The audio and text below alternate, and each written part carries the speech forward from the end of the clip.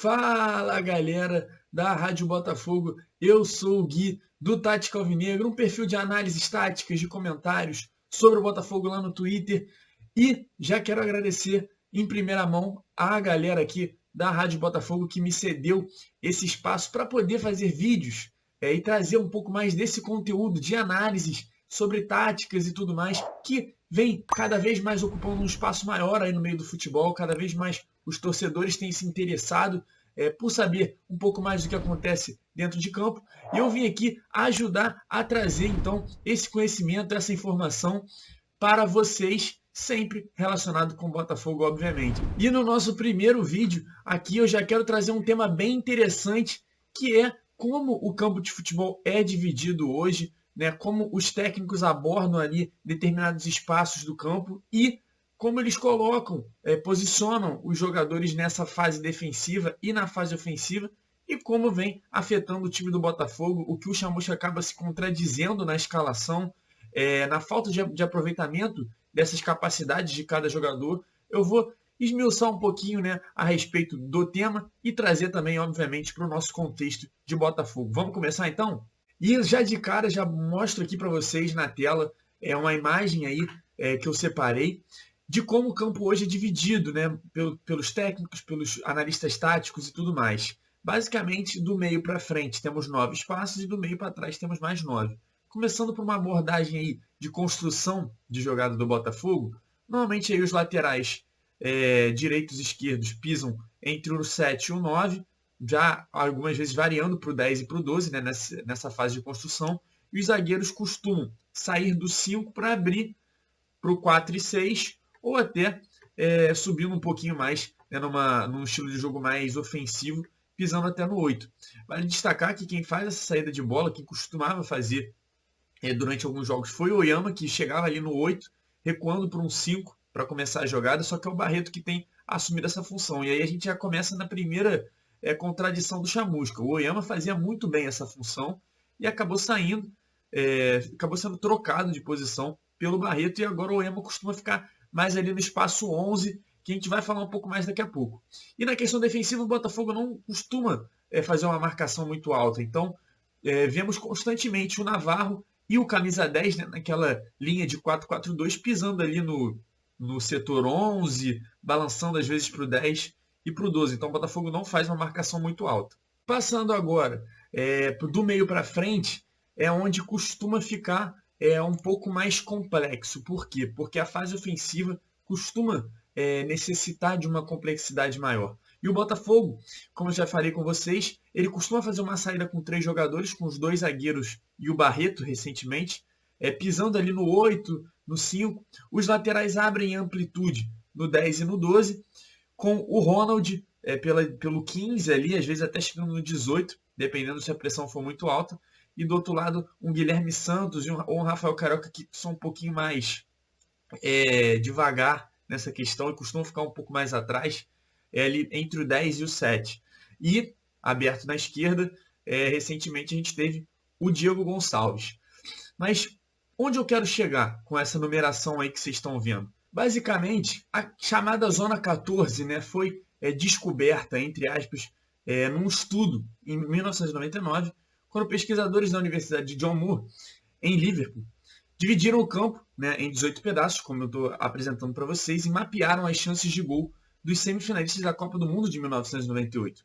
E eles acabaram descobrindo que 70% dos passes decisivos e 1/4 dos gols tinham a mesma origem, o pedaço de número 14. Além disso, muitas das bolas que eram roubadas nessa área, nesse espaço, eram arrematadas, né, cerca de 80%. E aí é que entra a importância de saber aproveitar esse espaço 14, que a gente não vê no time do Chamusca. Por quê? Porque a gente tem uma prioridade, né, sobre as bolas pelas alas, e normalmente não temos um jogador pisando nessa faixa de campo, e o Botafogo não trabalha buscando essa área, o que é muito preocupante hoje no futebol moderno. Vale lembrar que muitos times hoje, principalmente top mundiais, como o City do Guardiola, por exemplo, é conhecido por habitar bastante essa área com o seu jogador de maior habilidade. Hoje é o De Bruyne, que na última temporada vem fazendo constantemente o papel de falso 9, porque ele atua exatamente nesse setor 14. Assim como ele colocou o Messi lá atrás para atuar nessa área, o próprio Ribéry em determinado período no Bayern de Munique. Então, para um estilo de jogo posicional, para um jogo que o time vá propor as jogadas, ter muitos jogadores e ter o seu jogador mais habilidoso pisando naquela área é muito importante. E a gente não tem esse jogo do Botafogo desenvolvido para aproveitar essa questão da área 14. E já entrando nesse assunto dos jogadores do Botafogo, eu quero fazer aqui uma comparação com vocês sobre até algumas características de alguns jogadores que não são exploradas. Então, como vocês podem ver aí na tela, nesta imagem aí a seguir, é a escalação do Botafogo no jogo contra o CRB, tendo Daniel Borges pela direita, Canu, Gilvan e Rafael Carioca fechando ali a linha de defesa, Barreto e Oyama com o Chay no meio, Diego Gonçalves pela esquerda, Felipe Ferreira pela direita e o Rafael Navarro de centroavante.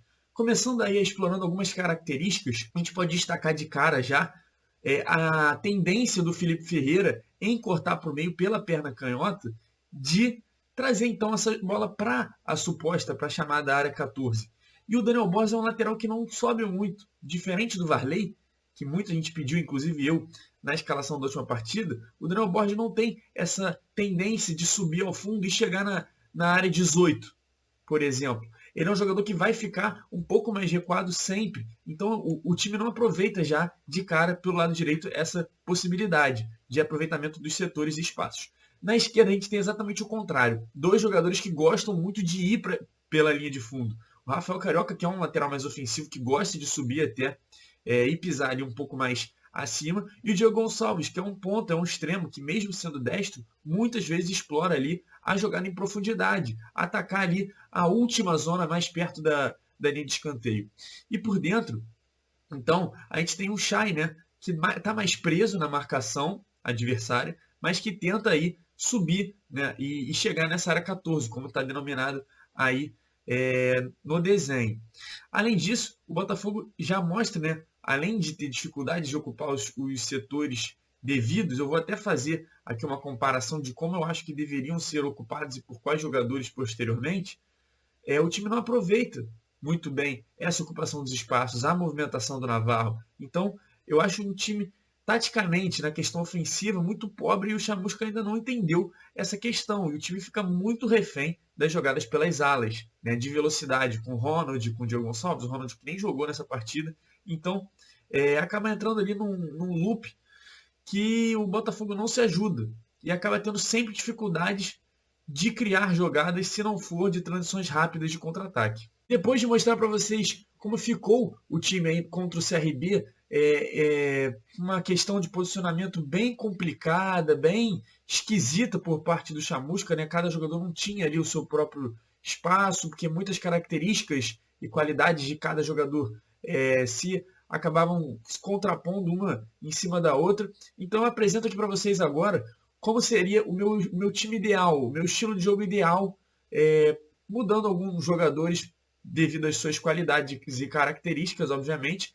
Eu apresento para vocês aí um time em 3-2-5, mais ou menos, né? Um 3-2-4-1 que varia para o 3-2-5, com o Gilvan e o Canu mais abertos, explorando ali a jogada pelas laterais, abrindo, né? Expandindo de uma certa forma a defesa adversária, a primeira linha de marcação, e o Oyama voltando para fazer essa saída de bola. Ali na fronteira do espaço 14, eu colocaria o Pedro Castro e o Matheus Friso, já com a ideia de jogadores de dominarem a bola já girando para fazer um passe mais vertical, um passe explorando a subida do Rafael Carioca e a subida do Varley. Então, eu colocaria esses dois jogadores para dar mais sustentação pelo meio e ganhar na superioridade numérica do adversário.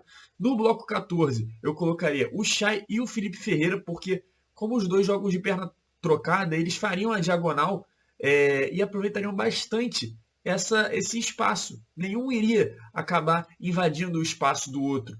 Eles estariam sempre se complementando, já que o Chay não ficaria também tão centralizado. Dando amplitude, né, esticando a defesa adversária, eu colocaria os nossos dois laterais, Rafael Carioca e Varley, no lugar do Daniel Borges, exatamente para abrir a defesa, porque eles iriam atrair os laterais obviamente, iriam expandir ali o espaço entre um lateral e o zagueiro, que seria muito importante para aproveitar as próprias infiltrações do Chay e do Felipe Ferreira, que são jogadores que conseguem pisar na área, e do Navarro, que tem aquela mobilidade que a gente já conhece de explorar ali nas costas de um lateral, nas costas de um zagueiro. Então, eu colocaria o time dessa maneira na fase ofensiva, aproveitando bem a divisão dos espaços atuais aí no quesito da análise tática, muito utilizado no mundo inteiro. Então, galera, para o vídeo de hoje é isso aí. Quero agradecer quem acompanhou aqui o vídeo até o final. Agradecer mais uma vez a Rádio Botafogo pelo espaço e por poder espalhar a palavra aí da tática de maneira mais ampla possível, aí alcançando a nossa torcida do Botafogo. Espero que vocês tenham gostado, entendido a respeito dos conceitos da área 14, de uma introduçãozinha do jogo posicional ofensivo, que a gente pode aprofundar em vídeos posteriores, e tenha entendido a importância de explorar a zona 14, a área 14, que a gente não faz hoje em dia, o que acaba atrapalhando bastante no nosso desempenho ofensivo, quando a gente precisa construir a jogada. Então, galera, mais uma vez, muito obrigado. Se inscreva no canal, deixe seu like. Não esqueça também de passar lá no Twitter e seguir o Tática Alvinegra. A gente tem soltado análises todos os dias, de táticas, comentários. Hoje soltamos, inclusive, aí já uma análise. Então, corra lá, confira, siga a página lá no Twitter. E não esqueça de dar like, de conferir os tweets, os posts e tudo mais. Galera, é só o primeiro vídeo. Ainda vamos ter mais uma caminhada muito longa aqui no canal. E agradeço mais uma vez aí a todos que viram até aqui. Valeu, até a próxima. Fui!